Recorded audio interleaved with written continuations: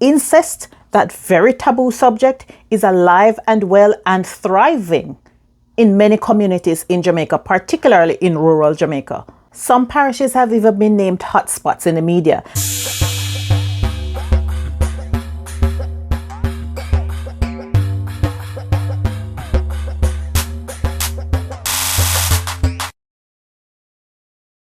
When Queen Ifrica made allegations of sexual abuse against her father, a lot of people, as usual, had something to say.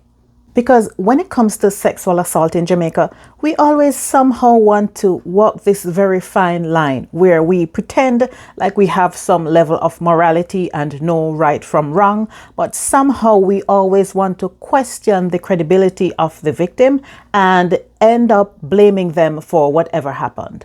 I don't want to dwell on whether or not these allegations are true, but the one thing I'm glad for is that we're once again talking about this pervasive issue in Jamaica, because it has been happening for decades and it's a matter which we have been silent about for far too long. For years, police have been sounding the alarm that incest, that very taboo subject, is alive and well and thriving in many communities in Jamaica, particularly in rural Jamaica. Some of the cases are so graphic and disturbing that police, lawyers, and child advocates have been begging members of the public to help get these criminals out of their communities. Some parishes have even been named hotspots in the media, and just a few months ago, police listed Trelawny as a parish of concern due to the increasing number of incest cases in that parish. In many cases, the perpetrators of sexual assault are persons of trust, individuals who are close to the victims, either a relative of the victims, such as cousins, stepfathers, and in some instances, fathers and neighbors. There was even a recent case in the Trelawny Circuit Court where a father reportedly abducted his teenage daughter, repeatedly had sexual relations with her, videotaped the encounter, and his excuse? He wanted to know what sex with his own child felt like.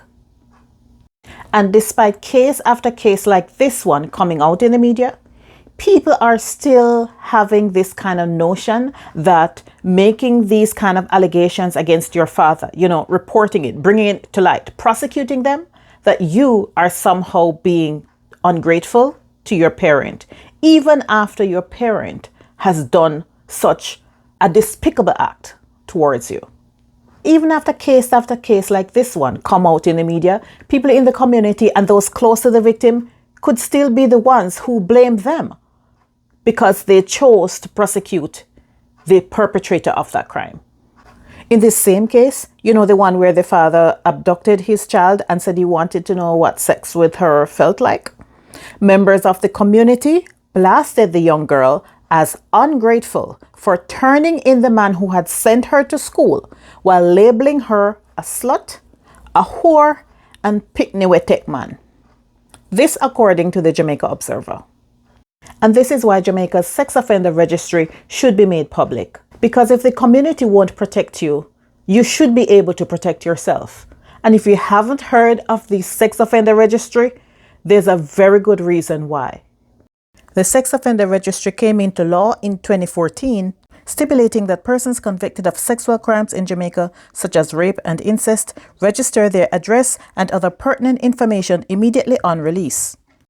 It explicitly states that the information recorded is secret and confidential and should only be disclosed to persons having a legitimate interest, such as the police, prospective employers or employees, a parent, guardian, or close relative that has an association with the offender.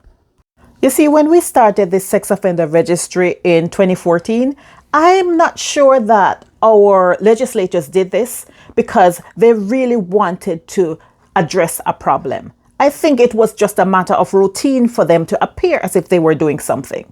There is no good reason why the sex offender registry, which up to August 2021 had 330 registered sex offenders across the island, there is no reason why it shouldn't be public. There is no reason why you and I shouldn't be able to go online and check whether people in our communities cosplaying as do-gooders, acting as our pastors, as our friendly neighbors, there is no reason why you and I shouldn't be able to go and check if they are who they say they are. that our Justice Minister Delroy Chuck seems to believe that making our sex offender registry public would somehow be punishing these perpetrators for life. You know, you can tell a lot about a country's justice system by who it seeks to make whole and who it seeks to protect. Advocates have been saying for years that the sex offender registry needs to be made public, and that persons convicted of sexual crimes in other jurisdictions should be made to enter into the registry when they are either deported or if they choose to make Jamaica their home. That may have prevented a Karl Robonski and maybe others who are carrying out these crimes in our communities, and we don't suspect who they are. Not to mention that offenders can apply to have their name removed from the registry after 10 years, which means that people like serial rapist Davian Bryan, convicted teachers and pastors, and even that father who was really curious about what it felt like with his daughter, all of those people can come into your communities not just without you knowing, but after 10 years can have their names cleared like it never happened. That's Jamaica for you. All because our Justice Minister thinks that giving us this information would be too much punishment for the perpetrators of those crimes.